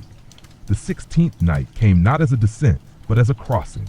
It did not fall from the sky as the others had. It rose slowly, quietly from the ground, from beneath the roots of trees and the cracks in stone, from the breath of the people and the weight of the stories they had shared. It came from within, and with it came a calling. Before dawn, Eirik stood alone at the village's northern edge, where the snow lay undisturbed, and the pines stretched high into a sky still speckled with stars.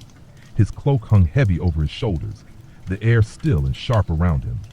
He was not waiting for anything, not exactly. He simply knew it was time. Behind him, Freya approached with careful steps. She carried nothing but a small pouch tied at her waist and the silence that had come to live in her eyes these past nights. The book has stopped turning, she said gently. Eric nodded. Because the next page is not here. They stood for a while in shared quiet. The forest beyond them watched without blinking. Freya turned to him. I will go with you. No, Eric replied. You've done your part. She smiled faintly. So have you.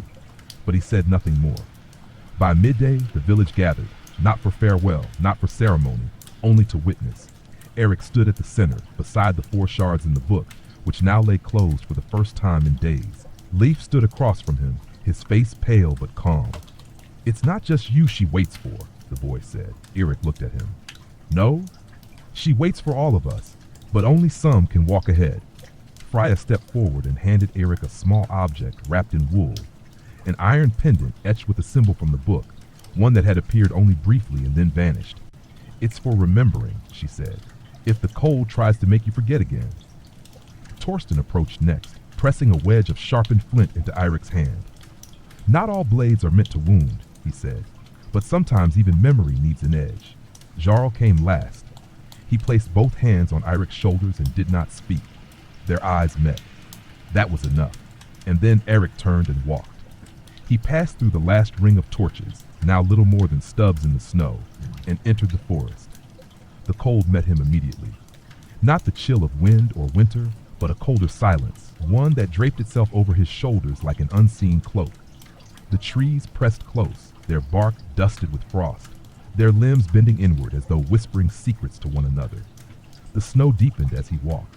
There were no tracks before him, no trail to follow, only instinct, only memory. Hours passed without measure. Light filtered weakly through the trees. Once, Eric thought he heard music. Not the flute, not the hum of villagers' songs, but a tone that existed just at the edge of sound, like distant bells rung underwater. And then he saw her, Svala. She stood at the base of a hollowed tree, its trunk split wide like a gaping mouth, its roots crawling outward across the ground like veins. She wore no hood now. Her face was visible at last, weathered, solemn, beautiful in a way that defied time. Her eyes held the weight of countless winters. She did not speak, she only raised a hand. Eric stepped forward. He did not kneel nor bow. He met her gaze, steady and sure. I've come, he said, not to ask, not to challenge, to carry. Svala tilted her head, studying him. Then she opened her palm. Inside was a 5th shard. It shimmered not with light but with reflection. It held no glow. Instead, it mirrored the world around it. The trees, the snow, the lines in Eric's face. He reached out and took it. It was warm, and in that warmth came understanding. This shard was not a piece of memory, nor grief, nor forgetting. It was the present. It was the choice to hold all the others at once and still move forward. He closed his hand around it. Svala spoke then, her voice like snow falling on still water. Now you are keeper, not of the flame, but of its shape. Eirik felt something shift, not in the world, but in himself. A door opening, not ahead, but within. She turned, stepped into the hollow tree, and vanished. He stood alone once more, but not empty. He looked down at the shard still in his hand. It now pulsed faintly, not with light, but with heartbeat. The forest exhaled, and somewhere far behind him in Drakarvik, the 4 shards began to hum in harmony, awaiting the return of the 5th. The 17th night arrived, as if it had walked behind Eirik all along. By the time he emerged from the forest, the snow had begun to fall again, fine and soundless, like the breath of something vast and gentle, exhaling over the land. He did not hurry. He carried the 5th shard cupped between his hands, and though it gave no light, the air around him seemed clearer, as if the trees had widened the path out of respect for what he bore. When the village first saw him, no one spoke. The torches lit along the outer ring flickered and bent inward, flames pulling toward his steps. As he crossed the threshold, the wind rose, not in warning, but as if singing something low and ancient. The people gathered, emerging from their homes in the longhouse without call, drawn by the silence they recognized. Freya was the first to meet him. She looked at Eirik's face before his hands. She saw the change, not as something dramatic, but as something smooth. There was a stillness to him now, a groundedness deeper than weariness, more certain than faith. You found it, she said. Eirik opened his hands. The 5th shard reflected the world around it perfectly. Each snowflake, each breath of steam from mouths gathered near, each wrinkle in every fur-lined brow, it captured them all. But the reflection shimmered faintly, as though not showing merely the surface, but the meaning beneath. What is it? Torsten asked, stepping forward. Eirik didn't answer right away. He walked to the cradle where the 4 shards rested, still humming together like a quiet choir. He placed the 5th shard at their center. Nothing happened, at least not in the way they expected. There was no flash, no flare of heat or surge of sound. Instead, the light in the longhouse dimmed, not extinguished but drawn inward. Every candle, every torch, every ember quieted. Even the sound of the fire hushed itself. And then the 5th shard began to glow.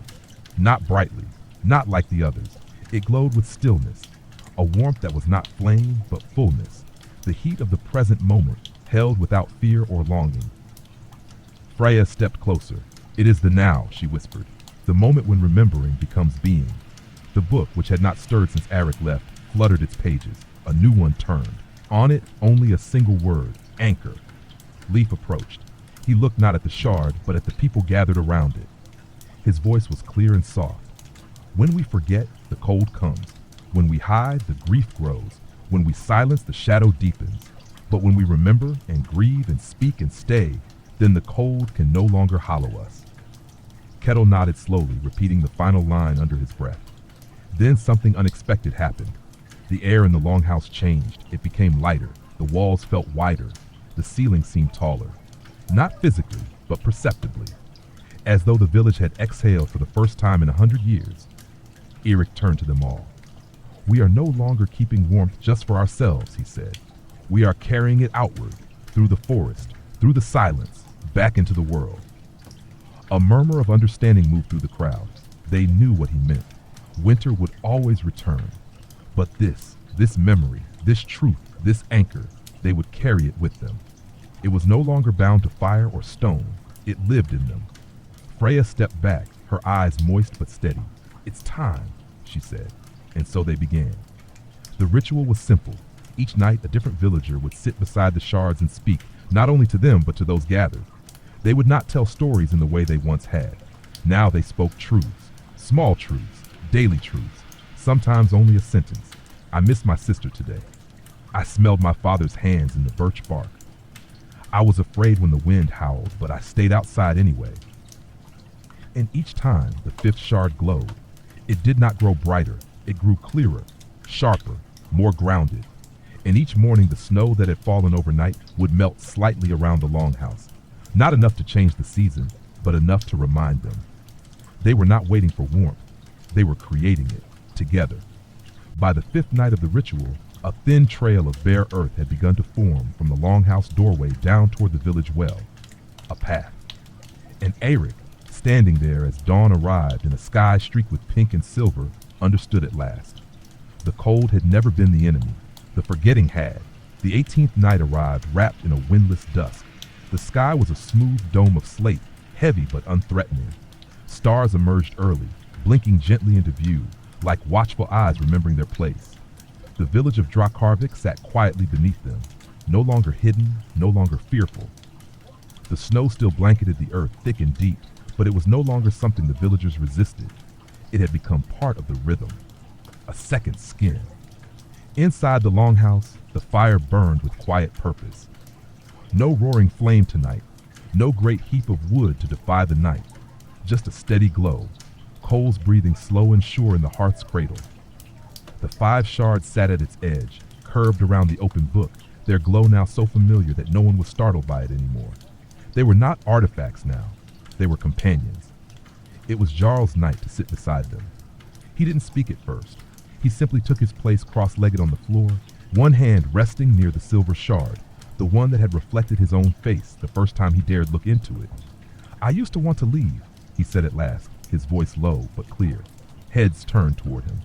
"Not just the village," he continued, "but the cold, the woods, the stories. I dreamed of ships, of salt wind, of foreign names spoken in dark taverns." He paused, watching the golden shard flicker faintly. "I thought warmth would find me elsewhere."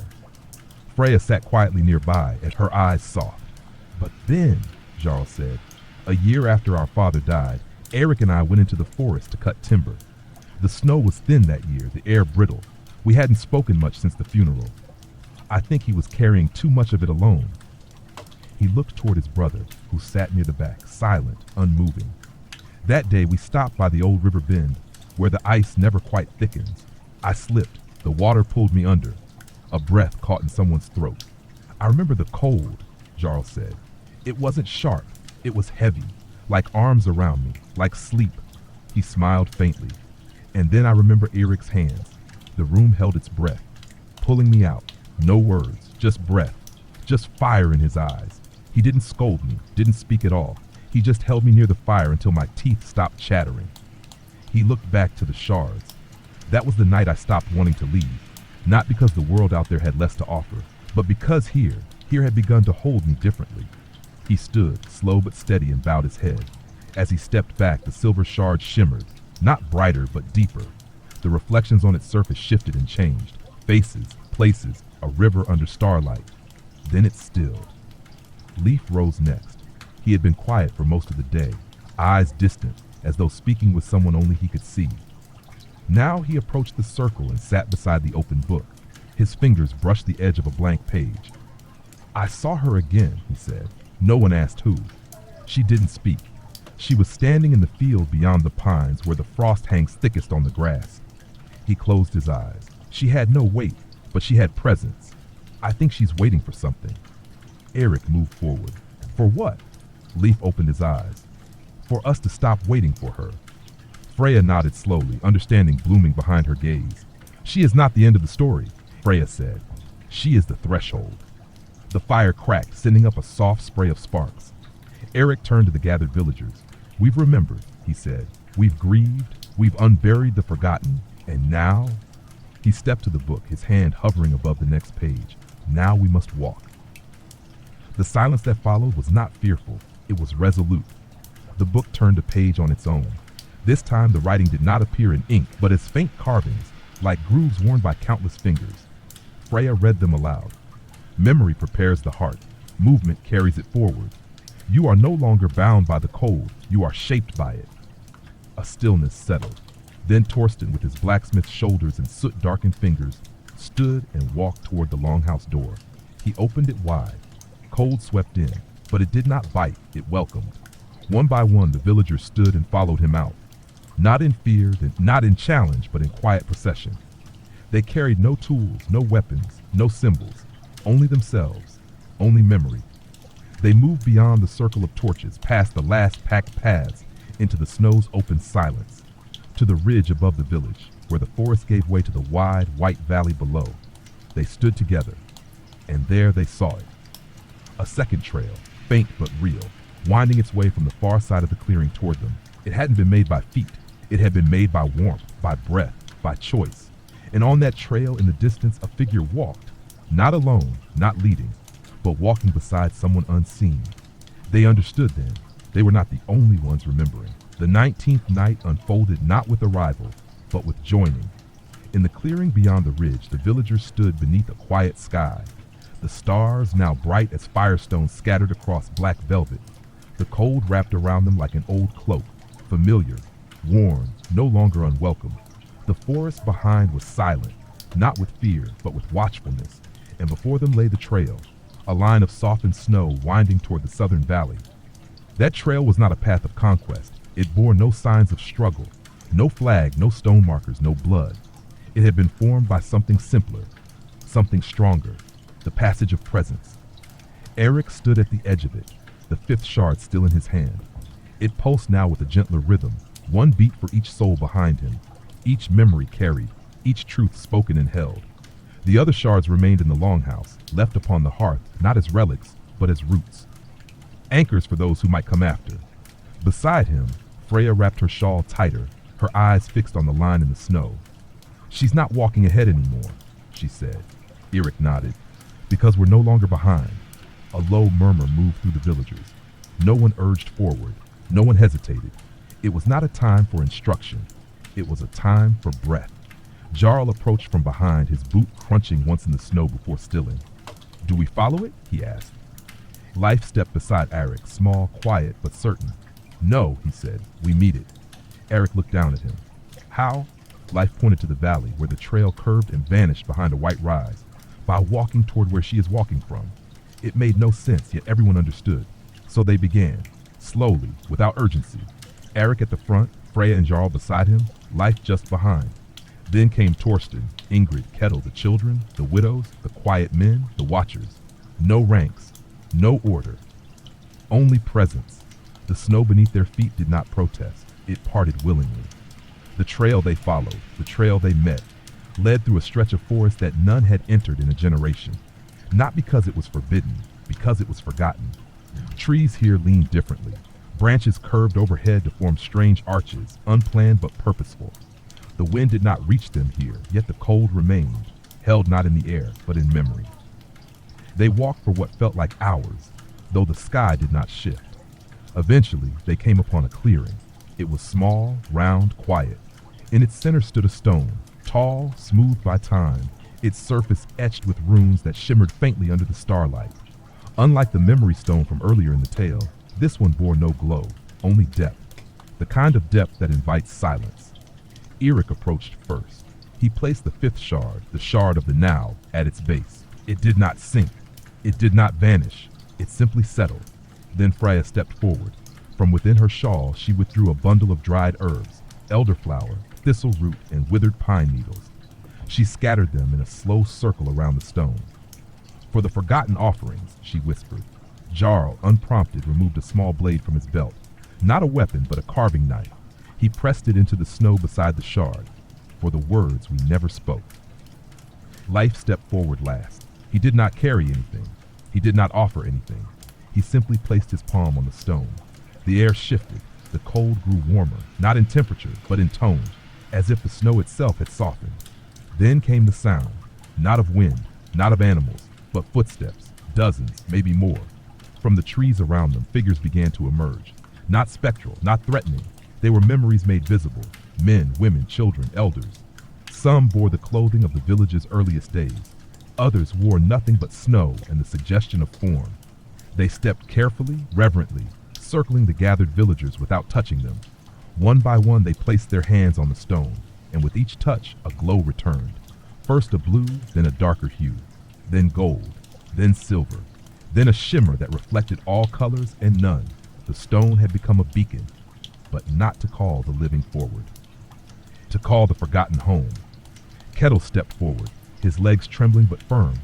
He whispered something no one else could hear and placed his hand on the stone. A figure stepped from the shadows then, lean, broad-shouldered, familiar. Kettle fell to his knees and wept. The man knelt beside him and pressed his forehead to Kettle's. No words passed between them, but nothing more was needed. Across the clearing, similar moments unfolded. Some villagers gasped, some simply watched. Some stepped into the memory figure's arms and embraced what they thought had long vanished. Eric stood still, then she emerged. Svala, not veiled now, not cloaked. She wore only snowlight and stillness, her eyes soft, her mouth neither smiling nor sorrowful. She did not speak, she only placed her hand on the stone. The last glow returned, and the cold sighed. Not as a retreat, but as a surrender. The 20th night did not begin in darkness. Instead, it began in stillness. The kind that comes only after something old has been set down. Not dropped, not lost, but laid to rest. In the clearing where memory walked again, the villagers remained gathered, the snow rising around their boots like soft waves, the cold lingering without cruelty. The stone in the center now shimmered gently, not glowing as the shards once had, but catching the starlight as if it were remembering the sky. Its runes no longer shifted. They had settled into patterns, not words, not sentences, but the shape of presence, of cycles, of return. Svala stood beside it, not apart from the villagers now, but among them. Her form no longer flickered at the edges. She had weight, shadow, breath. Her cloak, once the color of untouched snow, now bore faint folds of ash and frostbite, of warmth earned and warmth carried. She was no longer a symbol, she was a story. Leaf was the first to speak. His voice was soft but not uncertain. You waited because we stopped walking. Svala looked at him, her eyes deep as the frozen river, calm as the breath before sleep. I waited, she said, because you forgot that memory must move. Freya stepped forward. We thought remembering was enough. Svala turned to her. Remembering is the flame. Carrying is the warmth. Eric approached, his hands empty, his voice low. And what do we carry now? Svala extended her hand, palm upward. From it, the 6 shards appeared again, not placed, not drawn, but forming like mist condensing into crystal. Blue for memory, dark for shadow, gold for grief, silver for forgetting, clear for presence. And now the 6th. It was small, smaller than the others. It shimmered not with color, but with transparency. It caught all the others within it, reflected them, hinted at something beyond. What is it? Jarl asked, awe thick in his voice. Svala turned to him, and for the first time since her arrival, she smiled. It is trust. The villagers were silent. Torsten stepped forward, rubbing a hand across his jaw. Trust in what? Svala's eyes swept across them all.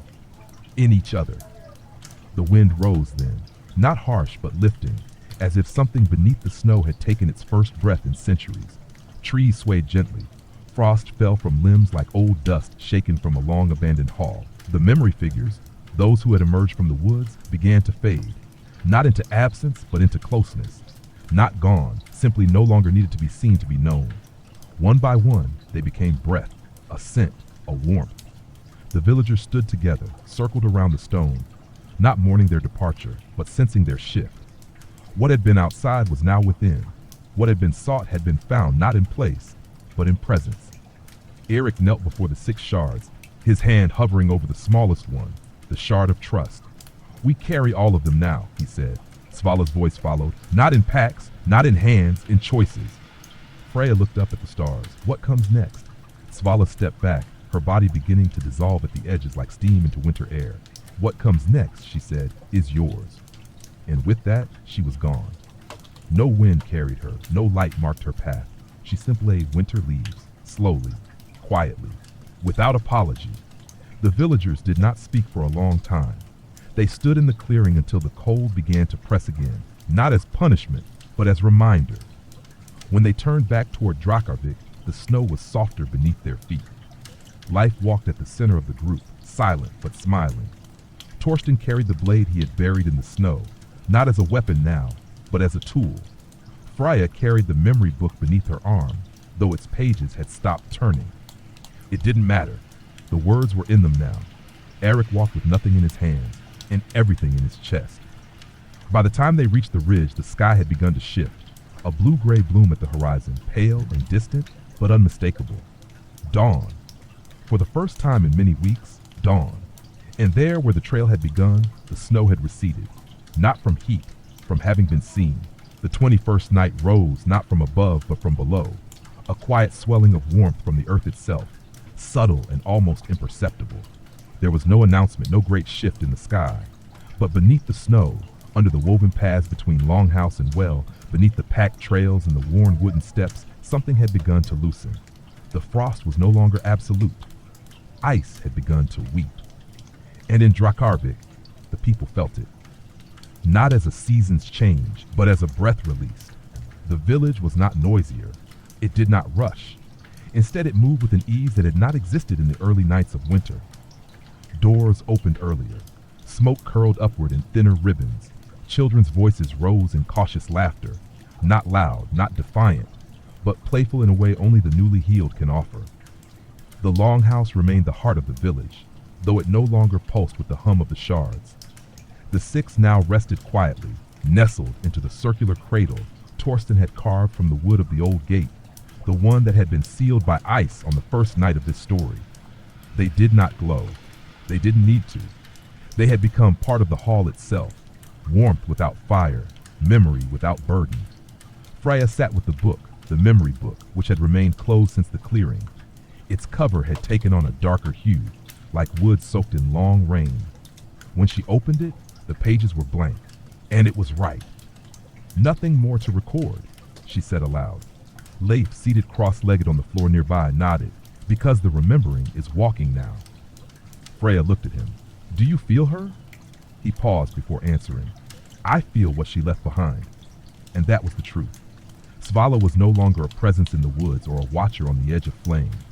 She was now woven into the way the villagers moved, how they spoke, how they paused when saying names, how they looked at the cold, not with fear, but with respect.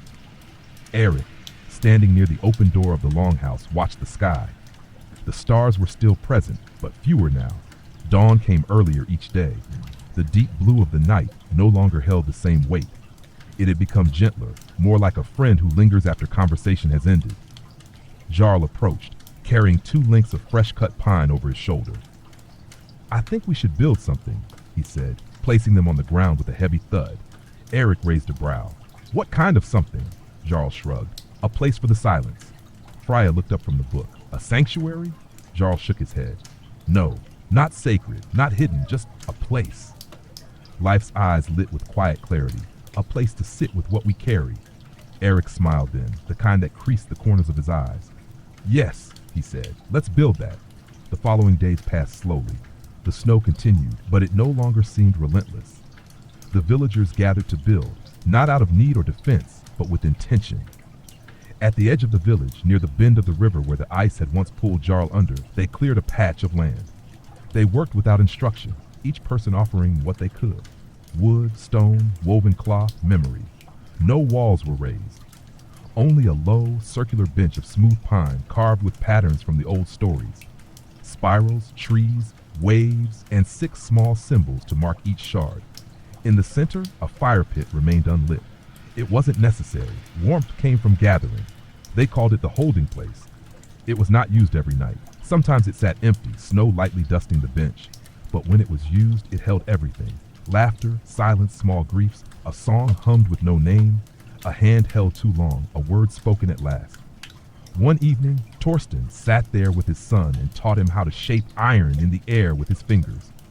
Another time, Ingrid came alone and left a pine cone in the center of the ring, a gift from her grandson, Life, who had found it buried near the first memory stone. Even Kettle came, his cane leaving shallow imprints in the thawing snow. He sat with eyes closed and simply listened. The holding place did not ask for anything. It received. Eric stood before it once as dusk approached, his breath rising in long streams. Behind him the village lived, not busy, not loud, but alive. He turned to see Life walking toward him, a piece of bark in his mittened hands. I found something, Life said. Eric knelt to meet his eye. What is it? Life turned the bark over. On it, scratched in with the blunt edge of a stone, was a single line. He read it softly. She is not winter. She is what winter remembers. Eric took the bark, held it in his gloved hands, and in that quiet beneath the sky that had finally begun to open, they placed it in the center of the holding place, beside the pine cone. No fire, no ceremony, just presence. And the snow as it fell landed gently on both. The 22nd night arrived in silence. Not empty, not expectant, but full. The village of Drakarvik no longer counted the nights with the same tension. What had begun as a measure of endurance had become, over time, a rhythm of remembrance. And now, each evening was less a tally and more a thread, one stitch further into the fabric of something whole. The sky had softened. The wind still came, but without edge. The river still slept beneath its icy shell, but even that sleep now pulsed with distant movement. Beneath the snow, water stirred. Inside the longhouse, no great fire blazed. The hearth had been allowed to cool.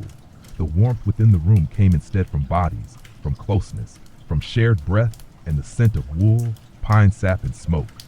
The 6 shards remained at the center, their glow having retreated entirely, their shapes now smooth as river stones. They had done what they came to do. Freya sat beside them, her fingers trailing slowly over the wooden cradle. She no longer opened the memory book. It stayed closed on the mantle, wrapped in a cloth the color of ash and elder bark. It would be opened again one day, but not now. Now was for living. That night, it was Ingrid who spoke. She did not rise. She did not move to the center. She simply spoke from where she sat, one hand resting lightly on Leif's shoulder. When I was a girl, she said, we believed that winter was a door, that it opened not into darkness, but into a room made of stillness. We were told that every soul enters that room at least once. She smiled faintly, her eyes shining in the low light. We thought it was a place where the gods waited, seated around a great table, and that they did not speak, only listened, and that when you came to them, you were not judged, you were simply heard. The fire crackled softly, though no one had added wood. I used to fear that room, she said, until I realized we built it ourselves, with memory, with silence, with truth. Life looked up at her. Are we in that room now? She nodded. We are, but now we're filling it with music. No one answered aloud, but someone began to hum, a low, familiar tune, not old, not new, a melody born in these nights, forged in quiet. Others joined in, one voice at a time, no harmony, no rhythm, just the soft layering of presence, and in that sound, something began to rise. Not in the hall, not in the sky, in the hearts of those gathered. It was not clarity, not revelation, it was peace, the kind that follows the long carrying of grief, the kind that does not erase sorrow, but holds it carefully in both hands and sings to it. Later, after the humming faded, Eric stepped outside alone. The sky above was clear, deep and vast, the stars brilliant against its dark blue canvas. He walked slowly toward the holding place, snow crunching beneath his boots in soft, measured intervals. He found it just as they'd left it, the pine cone resting in the center, the bark with its message curled slightly at the edges. He did not disturb them. He sat on the bench and looked out across the snow-covered valley. Behind him, the village breathed. Before him, the forest listened. He closed his eyes, and he remembered the first night, the fear in the silence, the fire's desperate crackle, the weight of knowing he must lead without knowing where. And he thought of what had changed. They had not defeated winter. They had entered it, and emerged not untouched, but reshaped. He opened his eyes and lifted his gaze. Far in the distance, where the horizon bent and dipped, a faint glow touched the edge of the world. Not fire, not moon, but the suggestion of sun, not yet risen, but rising. He exhaled, not with relief, with trust. And when he rose to return, he left nothing behind. He carried it with him. Every shard, every name, the warmth now walked in his step. The 23rd night arrived with a whisper of warmth in the wind. It was not spring, not yet, but it was the first sign that the earth beneath the snow had begun to stir, that something ancient and slow was turning again. Not loudly, not suddenly, but with the quiet confidence of cycles well remembered. The snow still blanketed the village, soft and deep, but the surface had begun to sag ever so slightly underfoot. In places where the sun caught the rooftops for longer than an hour, frost began to sweat and slide. Icicles dripped. Doors no longer stuck in their frames. Boots did not crackle with ice. Drakarvik had begun to breathe in rhythm with the thaw. Inside the longhouse, the 6 shards rested where they always had, now cradled in a bed of wool and pine branches. They no longer glowed, and yet no one dared to move them. Not out of fear, but respect. They had become part of the room's architecture, like old beams or the hearthstone itself. Freya stood at the center tonight, a thin ribbon of steam rising from the bowl she held. A simple tea of crushed linden bark, birch root, and snowmelt. She passed it from hand to hand, letting each person take a sip, a shared warmth, a gesture of renewal. No stories were told tonight. No great names spoken. No shadows summoned. Instead, they listened to the creak of the beams, to the shifting of firewood, to each other's breathing, and to the sound of the world beyond the walls, the soft dripping, the subtle settling, the sound of ice not breaking but letting go. After a time, life rose. He walked to the hearth and sat before it, legs crossed, palms on his knees. "I dreamed last night," he said, voice light, eyes distant. He did not speak loudly, nor did he ask for attention, but every head turned toward him. "In the dream, I was walking through the forest," he said, "but the snow was not deep. It was shallow and soft, like feathers. The trees were bare, and there was no wind, just light." He paused. "And in the center of the woods, I saw a second village.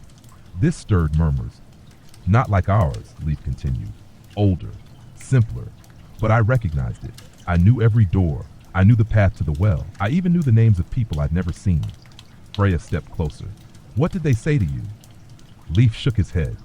"Nothing. They didn't speak, they just lived. They were planting, stitching, weaving, building, and as I walked through, I realized I wasn't visiting them. I was remembering them." Torsten rubbed his beard. "A dream of the before?" Leaf turned. "A dream of the underneath." No one laughed. They understood. Because all through the long winter, they had dug without shovels. They had unearthed without tools. And what they had found beneath their grief, beneath their fear, beneath the endless snow, was not absence. It was foundation. Later that night, Eric walked once more to the holding place. The wind was quiet, the stars unmoving, the sky deep with sleep. But something had changed. The pine cone, once brittle and dry, had cracked open. Its scales had spread gently outward, exposing the seeds within. Beside it, the piece of bark had begun to curl tighter, the cold tightening its fibers. The words carved there were still visible. "She is not winter. She is what winter remembers." Eric knelt beside it, running a finger along the edge of the pine cone. It felt warm, and he understood. This had never been a fight against the cold. It had been a passage through it, a descent into something forgotten, a return with something carried. From behind him, footsteps approached, soft, steady. Freya sat beside him without a word. Then Jarl, then Torsten, then Ingrid, then others, until the holding place was surrounded again. No one led, no one spoke. They simply sat, shoulder to shoulder, hands resting in laps or joined together. They stayed that way long after the firelight had faded from the longhouse windows, long after the frost had stopped whispering, until finally, in the farthest distance, a sound like birdsong, faint, uncertain, brushed the air. It was not yet morning, but it was no longer night. The 24th night did not feel like winter. It arrived not with snow or silence, but with a quiet softness in the air, a subtle weight lifted from the shoulders of the village. There was no wind. No frost formed at the corners of windows. The long shadows of dusk stretched gently across the packed snow like old hands reaching one last time before letting go. In Drakarvik, the people gathered not because they needed warmth, but because they wanted to be together. The longhouse was full, not crowded but complete. No seats were empty. Even the quietest villagers, those who had remained on the edges through the long winter, had come this night. They brought no offerings. They wore no special cloaks. They came with only themselves, which now was enough. The 6 shards rested in their cradle, no longer glowing, no longer humming, but with a stillness that carried more weight than any fire. They were not relics anymore. They had become memory in form, not to be used, but to be honored. Freya lit no flame in the hearth. Instead, she placed a small bowl of snow at its center and let it melt on its own. The drip of water echoed faintly in the wooden chamber. Life stood quietly, his hands behind his back, eyes watching the bowl. He had not spoken yet that day, and when he finally did, his voice was clear but gentle, like sunlight on frost. "This is the last night we speak of the winter." A pause. "But it will not be the last winter." He turned slowly, meeting every gaze. "And that is the point." Arik, seated near the door, nodded. "We were never meant to conquer the cold," he said, "only to carry through it." Jarl added, "To make it a place we've been, not a place we fear." Then Kettle, old, near voiceless, lifted his hand. When the room quieted, he said only one thing: to pass it on. The villagers sat together in silence after that, not because they had nothing left to say, but because they had learned the difference between silence and absence. The holding place remained untouched that night. The pine cone still sat, now dusted with a light sheen of melt. The bark had curled tighter, its words hidden, but not forgotten. They did not need to be read again. They were spoken now in the way the villagers moved, the way they touched each other's arms, the way they stepped outside without hesitation. As night deepened, stars emerged above the rooftops in a sky so clear it seemed to have been washed, and with them came a sound few had expected to hear again, a soft rushing, distant and steady. The river, beneath the ice, it had begun to move, not loud, not fast, but certain. Leif heard it first, then Ingrid, then Freya, until the entire room leaned slightly toward the sound as if to listen more deeply, a heartbeat returning to the land. Eric stepped outside first. The air no longer burned his lungs. Behind him, the villagers followed. Together, they made their way through the soft snow to the ridge, to the place where sky met valley, where their breath once vanished in panic, but now rose in steady plumes, shared and strong. Below them, the forest slept but no longer felt haunted, and beyond where the trail had once split from theirs, a new path had begun to form, not in defiance of winter, but as part of its thaw. Freya leaned into Eric's side. "Do you think she's watching?" Eric didn't answer right away. He looked up at the stars, then down at the village, then across the snow-covered hills. "She doesn't need to watch anymore," he said. "She is within." As they stood there, the first faint color of dawn touched the far horizon. Not gold, not crimson, but the softest shade of silver blue, like the memory of a fire long cooled, still warming the air. Drakarvik had survived the coldest nights of the year, but more than that, they had remembered how. And now, they would teach others, not in books, not in monuments, but in voice, in silence, in how they gathered when the wind returned, because winter would come again, but so would they.